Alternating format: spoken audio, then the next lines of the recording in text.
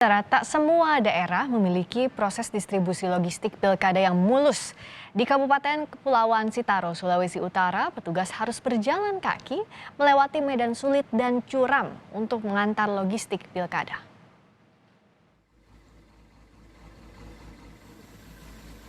Inilah perjuangan mengantar logistik pilkada di Kabupaten Kepulauan Sitaro, Sulawesi Utara. Dua anggota polisi bersama panitia pemilihan kecamatan menyalurkan logistik pilkada dari gudang logistik di Kecamatan Siau Barat hingga ke Kampung Nameng. Setelah menempuh perjalanan 25 km, mereka masih harus berjalan kaki 2 km di jalan curam dan licin. Logistik pilkada selanjutnya ditumpangkan ke motor melalui jalan sempit hingga tiba di Kampung Nameng. Sementara KPU Teluk Bintuni sejak Minggu sore sudah mendistribusikan logistik pemilu ke 23 distrik terjauh. Sementara di distrik Bintuni di dalam kota, logistik akan didistribusikan pukul 5 pagi sebelum pencoblosan. Sampai hari ini menyisakan 3 distrik, yaitu distrik Tudiba, kemudian distrik Manimuru dan distrik Bintuni. Segala upaya dikerahkan di wilayah terluar Indonesia untuk pelaksanaan pilkada serentak yang menyisakan 1 hari lagi. Tim Liputan, Kompas TV. Informasi terkini terkait kesiapan penyelenggaraan pilkada akan disampaikan jurnalis Kompas TV di 3 daerah di Surabaya, Makassar, dan juga Medan. Pertama kita ke Surabaya, ada Kika Mandauda di sana. Kika, bagaimana kesiapan KPU terkait pelaksanaan pemilihan wali kota Surabaya nanti? Ya, Christian dan juga saudara, ini juga yang tadi kami konfirmasi kepada Komisi Pemilihan Umum Kota Surabaya terkait dengan persiapan untuk pemilihan umum yang akan dilaksanakan pada besok. Pantauan kami di lapangan tadi untuk tempat pemungutan suara di wilayah Kota Surabaya ini hampir sepenuhnya masih belum terpasang. Dan kami tadi mengkonfirmasi kepada Komisioner KPU Kota Surabaya, Suprayitno, yang menyatakan bahwa memang belum terpasang atau belum didirikan untuk sejumlah TPS yang ada di wilayah Kota Surabaya. Hal ini karena memang lokasi dari TPS yang ada di Kota Surabaya ini sebagian besar berada di wilayah perkantoran dan juga instansi, sehingga ini bisa masih menanti hingga lokasi-lokasi tersebut sepi, sehingga bisa segera dilanjutkan untuk proses pembuatan atau pendirian untuk tempat pemungutan suara. Selanjutnya selain itu yang juga saat ini masih menjadi persiapan, ini adalah mengenai formulir atau form pemberitahuan yang saat ini juga masih terus diupayakan untuk segera disebar, karena saat ini juga masih dinanti oleh masyarakat. Ada sebagian dari masyarakat yang juga masih belum menerima form C pemberitahuan yang hingga saat ini juga masih dinanti. Form C pemberitahuan ini adalah form yang juga kemudian berisi tentang bagaimana tata pencoblosan pada tanggal 9 Desember besok. Hal ini karena ada sedikit perbedaan antara pencoblosan pada saat ini dengan momen-momen sebelumnya. Ada sejumlah ketentuan yang termuat di dalamnya, di antaranya ini adalah ada kategori untuk masyarakat atau para peserta untuk yang akan mencoblos besok, di mana untuk kategori lansia ini ada waktu tertentu yang juga kemudian disiapkan. Sementara itu, saudara, untuk peserta atau masyarakat yang juga terdaftar sebagai pemilih, ini juga kemudian dibagi untuk waktu pencoblosannya, karena masing-masing untuk 1 jam ini dibatasi kuota pencoblos hanya sebanyak 80 orang saja. Nantinya Komisi Pemilihan Umum Kota Surabaya juga akan menyiapkan sarung tangan yang akan digunakan oleh masyarakat atau pencoblos untuk bisa digunakan sebagai bagian dari protokol kesehatan yang juga kemudian diterapkan.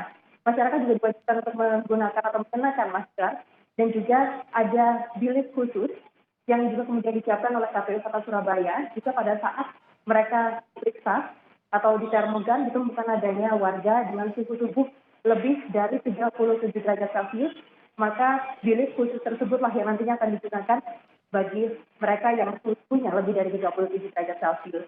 Sementara itu, saudara, hal lain yang juga kemudian membedakan dan saat ini juga dipersiapkan oleh KPU Kota Surabaya, ini adalah tinta yang juga kemudian sebagai penanda bahwa orang tersebut sudah menggunakan hak pilihnya.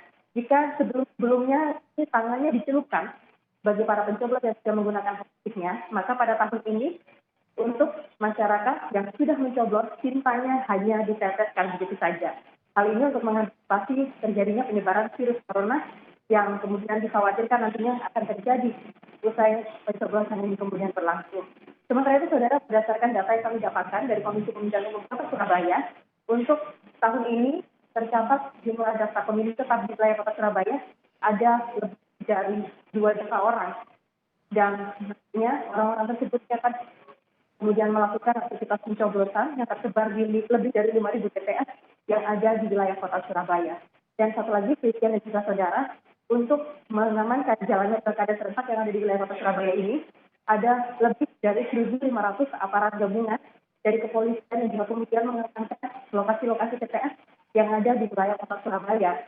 Hal ini karena sebelumnya, pada pilkada sebelumnya, ini terdapat catatan ada 75 TPS di wilayah Kota Surabaya yang juga kemudian dikatakan rawan, sehingga 75 TPS tersebut yang akan mendapatkan pengamanan khusus dari pihak kepolisian. Demikian. Dari Kika di Surabaya, kita ke Makassar, Sulawesi Selatan. Ada jurnalis Kompas TV Hendra Bakti di sana. Hendra, kemarin ada 40 petugas KPPS yang reaktif saat dites cepat. Seperti apa penanganannya kini? Ya, sampai saat ini di Makassar, Sulawesi Selatan, pihak KPU masih melakukan tes usap kepada beberapa tenaga KPPS yang kemudian ditemukan reaktif pada tes rapid test beberapa waktu lalu. Dari total sekitar 16.000 petugas KPPS yang akan dikerahkan di beberapa TPS di Kota Makassar, setelah dilakukan rapid test beberapa waktu lalu terdapat 400 orang yang reaktif yang kemudian terus dilakukan secara berulang-ulang tes rapid ini, akhirnya tersisa 40 orang yang kemudian masih reaktif petugas KPPS ini, dan hari ini 40 orang ini dilakukan tes lanjutan yaitu tes usap. Dan namun sayangnya dari 40 orang ini 20 diantaranya mengundurkan diri dengan berbagai alasan, diantaranya salah satunya tidak ingin melakukan tes usap. Secepat mungkin KPU kemudian mencari penggantinya dan langsung dilakukan tes usap. Dan sampai saat ini setelah kami konfirmasi kepada Ketua KPU Kota Makassar, belum ada hasil yang keluar terkait dengan hasil tes usap dari 40 petugas KPPS yang sudah dilakukan pada siang tadi. Nantinya jika sampai pada waktu yang sudah ditentukan, jika masih ada yang reaktif ataupun positif COVID-19, maka KPU akan memanfaatkan petugas KPPS yang sudah ada untuk kemudian mulai bekerja pada esok hari. Dan tentunya pada beberapa saat sebelum saya melaporkan ini, saya kemudian mengonfirmasi kesiapan KPU Kota Makassar kepada Ketua KPU Kota Makassar, senada dengan apa yang disampaikan oleh Mendagri bahwa KPU Kota Makassar merasa sudah siap untuk pelaksanaan pilkada di Makassar, Sulawesi Selatan, meskipun masih ada beberapa persiapan yang dilakukan, diantaranya pendistribusian logistik yang masih dilakukan hingga malam ini, namun ditargetkan selesai malam ini. Begitu juga undangan atau formulir pemberitahuan kepada seluruh warga yang memiliki hak suara untuk ditargetkan dapat tersalurkan hingga malam ini juga, sehingga pada pelaksanaan pilkada besok sudah benar-benar siap. Dan untuk Makassar sendiri, jumlah DPT berkisar 901.087 pemilih yang kemudian akan menyalurkan suaranya pada pemilihan besok pagi di beberapa TPS, jumlah TPS yang ada di Kota Makassar yaitu 2.394 unit dengan petugas KPPS 16.758 petugas, dan tentunya ini juga masih terus menerapkan protokol kesehatan agar kemudian pilkada ini tidak menjadi klaster baru COVID-19. Dipastikan polisi dan TNI yang bertugas di setiap TPS di Makassar ini akan terus menjaga keamanan dan juga menghimbau warga untuk kemudian benar-benar menerapkan protokol kesehatan dalam pelaksanaan pilkada di Makassar, Sulawesi Selatan. Untuk mengetahui beberapa TPS di Makassar sampai malam ini masih terus melakukan persiapan seperti di tempat saya melaporkan saat ini di TPS 1 Kelurahan Maricaya Selatan, Kecamatan Mamajang, Makassar, yang sampai saat ini masih terus melakukan persiapan. Menurut Ketua KPPS di tempat ini, persiapannya sudah mencapai 50%, tinggal menunggu logistik dari KPU yang disebar dari beberapa kecamatan atau kelurahan menuju ke TPS tempat ini berada. Kembali ke studio. Ke Medan, Sumatera Utara untuk melihat kesiapan pemilihan wali kota Medan di sana. Ada Stefani Pandia di sana. Stefani, apakah seluruh persiapan untuk pilkada sudah rampung di semua wilayah termasuk penerapan protokol kesehatan esok? Fristi dan juga saudara, selamat siang. Maksud kami selamat sore. Memang betul, Medan merupakan salah satu daerah yang besok akan turut berpartisipasi dalam pemilihan kepala daerah, yaitu wali kota dan juga wakil wali kota yang dilaksanakan serentak di Indonesia besok hari. Untuk keperluan logistik ini memang pihak KPU Medan menyatakan sudah siap 100%, sudah didistribusikan di 4.303 TPS yang tersebar di 21 kecamatan yang ada di kota Medan, Sumatera Utara. Namun memang terkait banjir yang terjadi beberapa hari lalu di kota Medan, ini memang KPU mengatakan bahwa ada 100 TPS lebih yang rawan banjir, namun ini pihak KPU sudah memindahkan ada 17 TPS yang dipindahkan lokasinya di 7 kecamatan, di mana daerah 7 kecamatan ini merupakan daerah rawan banjir seperti itu, khususnya di daerah-daerah yang berada di dekat pinggiran sungai yang ada di kota Medan. Dan juga ini pihak kota Medan, maksud kami pihak KPU Medan juga menyediakan fasilitas TPS keliling untuk warga Medan yang tidak atau berhalangan hadir untuk melakukan pemilihan dan datang ke TPS besok hari, terutama pasien-pasien di kota Medan yang positif COVID-19. Untuk sampai sore ini sudah terdata ada 3 orang pasien yang sudah mendaftarkan diri mereka untuk mengikuti pemilihan untuk esok hari. Nah, Fristia, memang terkait dengan pelaksanaan pilkada tahun ini memang sedikit berbeda dengan tahun-tahun sebelumnya, di mana memang tahun ini KPU Medan juga menerapkan protokol kesehatan yang akan dilakukan untuk proses pemilihan besok hari, di mana di tempat saya berada sekarang ini merupakan salah satu dari 21 TPS, ya, maksud kami salah satu dari 4.303 TPS yang ada di 21 kecamatan.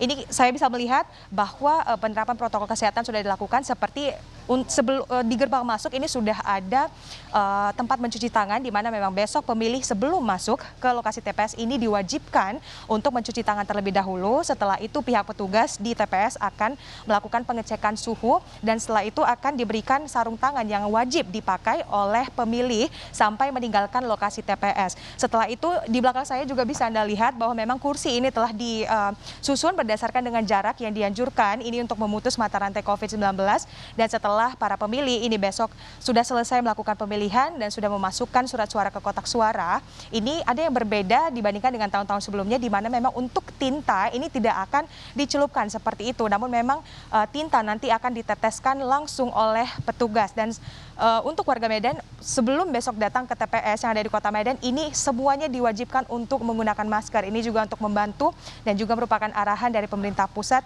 guna memutus mata rantai COVID-19. Fristia. Stefani Pandia di Medan, sebelumnya ada Hendra Bakti di Makassar, sebelumnya lagi ada Kika Madona di Surabaya. Terima kasih laporan Anda rekan-rekan.